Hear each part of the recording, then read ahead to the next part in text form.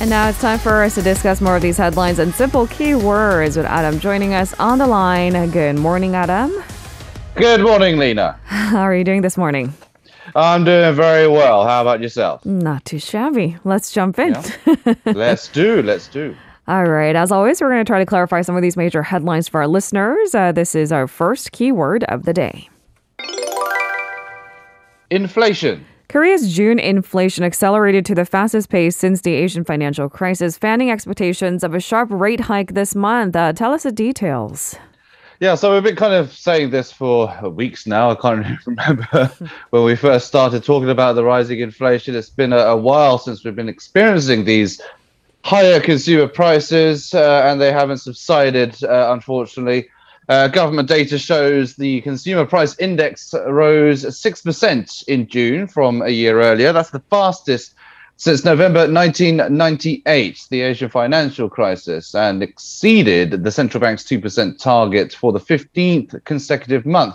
Now, the CPI also sped up from a 5.4% rise in the previous month and exceeded the near 6% that was tipped in a Reuters poll as well. Prices rose across the board with everything from manufacturing goods to groceries becoming more expensive. There actually wasn't a single item or area of goods or services that had a decline in prices. So basically everything is getting more expensive. For example, transportation costs, they were up nearly 17% on year. Food and non-alcoholic beverages up 6.5%. Clothing and footwear up 3%. Communications up by 1%. And all this data comes after the Bank of Korea governor, Lee Chang-yong, said he will keep the door open for a possible 50 basis point hike as he monitors key economic data before the bank's next rate decision, which is happening next Wednesday, in fact. Now, a 0.5 percentage point interest rate increase, if delivered, will be the first in the central bank's history. Whether it will happen, of course, remains to be seen. Now, the BOK sees the inflation trajectory higher than projected earlier and said it would closely assess debt repayment burdens to determine whether a 0.5 percentage point hike would be appropriate. Even so, analysts have been warning that household debt at a record level and slowing exports growth, meaning the BOK shouldn't rush rate hikes as well. So, of course, the central bank will have to have this balancing act and have a lot to consider before it does make a decision next week. Of course, the state of, I suppose the people's livelihoods are at stakes here. What did the president have to say about then the soaring consumer prices? Right. Well, President Yoon Suk-yeol vowed to focus on improving people's livelihoods affected by the soaring prices. He also pledged to take matters into his own hands and streamline government committees that he called are insufficient. Now, he instructed each ministry as well to take similar steps. Now, there are currently 20 committees under the president, and there are more than 600 under the prime minister and different ministries. An official at the presidential office said 30 to 50% of committees under different ministries will be abolished under the president's orders, while those under the president will be reduced by 60 to 70%. Yoon also vowed to aggressively cut expenditure and sell non-essential assets at public enterprises as well. So that's always been his goal ever since the campaign, to kind of reduce any insufficient or unneeded committees or bodies in the public sector. So that is part of the goals of kind of reducing costs and trying to keep inflation down. All right, let's turn our attention to the second keyword of the day. Nuclear power. So Korea has revealed plans to increase the amount of nuclear power in its national energy mix to 30% or more by 2030, in fact. Run us through the details of the proposal.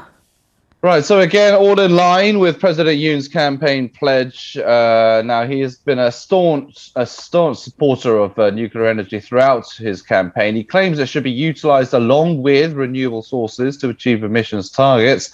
Korea will build 4 more nuclear reactors by 2030 as part of the plan. And also the government plans to extend the life of 10 older units as well. The construction of the Shinhanu number 3 and 4 reactors, which were scrapped under the previous government, will be resumed as well. Now, the energy ministry said nuclear power will provide more than 30% of the nation's electricity generation by the end of the decade. That's up from 27% last year. So it is a 3 percentage points increase, which is the aim. Now, in addition, the government plans to export 10 nuclear plants by 2030 and develop a small modular reactor type with a 400 billion won investment. President Yoon has also been hinting at exporting these nuclear power technologies as well. Under the policy, the government says renewable energy supply goals must be re-established in consideration of rational and realistic supply conditions. It says the specific ratio of different sources of power, such as solar and offshore wind, must be determined for, quote, optimal outcome. And it didn't break down targets for the rest of the energy mix. Now, the government also said Korea's phase out of coal power must be done in a rational manner as well, while keeping supply and demand conditions in consideration. Separately, the energy ministry said Korea will expand its strategic reserves for oil and liquefied natural gas, or LNG, in a bid to increase price stability. The nation will also continue to diversify its oil and gas supplies by reducing its dependence on the Middle East and push for more direct LNG imports by private companies.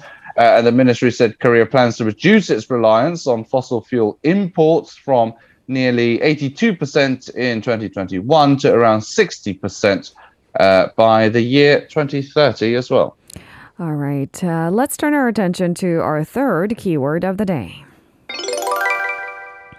Fields Medal. So if you're hearing about it for the first time, that's all right. We have a context as to why this is a newsmaker. Korean-American mathematician by the name of Jun Ha has won the Fields Medal, becoming the first person of Korean descent to win the prestigious award in the field of mathematics. What's the latest?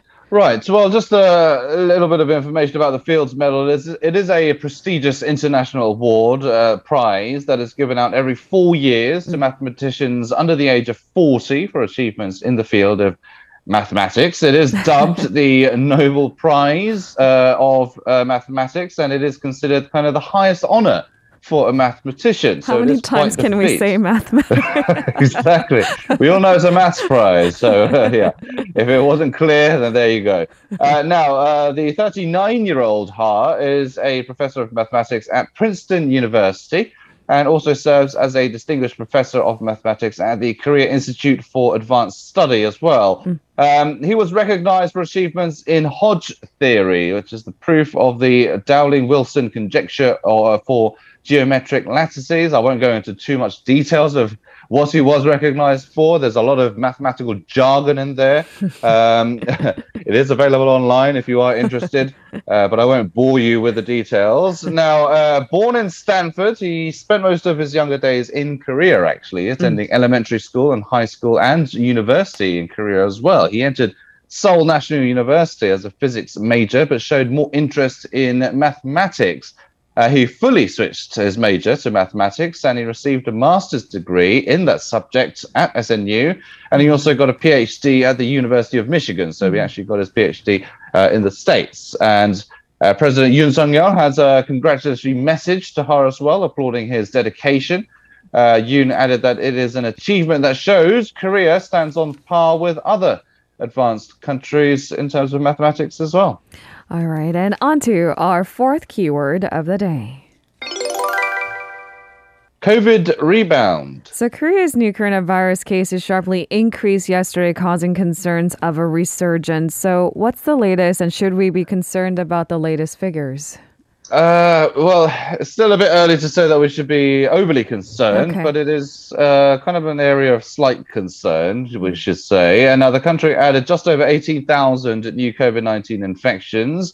Tuesday's tally nearly tripled, actually, from the previous day and almost doubled from a week ago. Now, the KDCA has said the pace of decline has recently slowed down amid waning immunity and eased social distancing rules. It's been quite a while now since the majority of the population have received their second shot of the vaccine, or even it's been a while since most people have gotten their booster as well.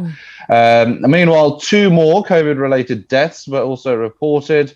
The number of critically patients actually fell by 2 to 54. As of 9 p.m. Tuesday, local governments had reported 18,600-ish additional cases, up nearly 1,500 from the same time on Monday, and that's nearly double the number 1 week before. So it is kind of an upward trajectory.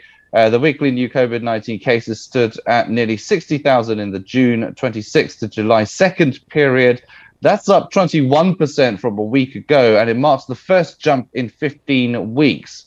Authorities are calling for closer monitoring of the spreading virus as its reproduction rate rose to 1.05, topping 1 for the first time in 14 weeks. Now, a reading over 1 means the virus will continue its propagation, while the reading below 1 means the virus is doomed to extinction. We kind of felt that the virus was going away, but unfortunately it is picking back up, and it is above that 1 reading.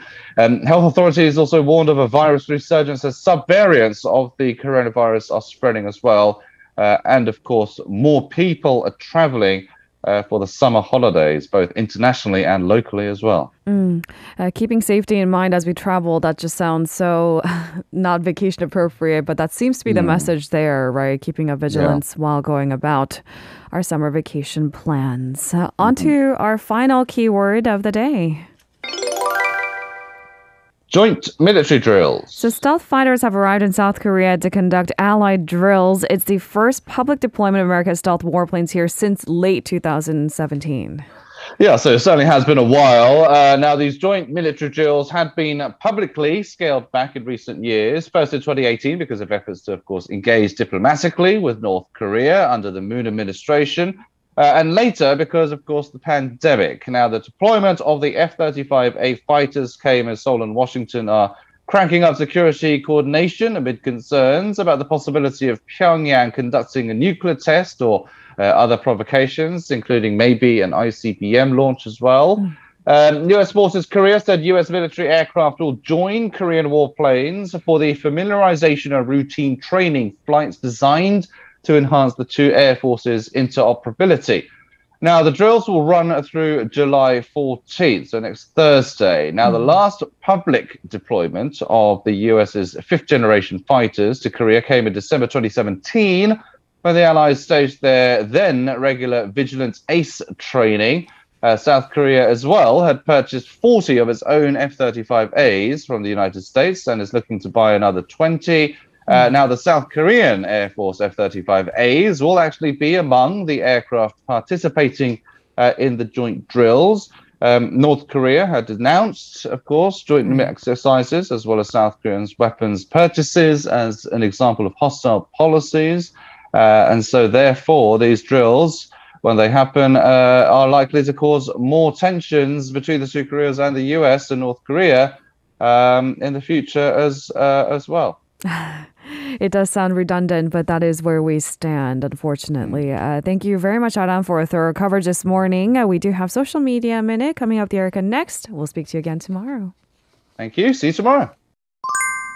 If you're listening to our program using the podcast service, just a reminder that we do go live Monday through Friday, 7 a.m. Korea Standard Time. So tune in and help us make the show more informative by giving us your input. See you bright and early on Good Morning Seoul.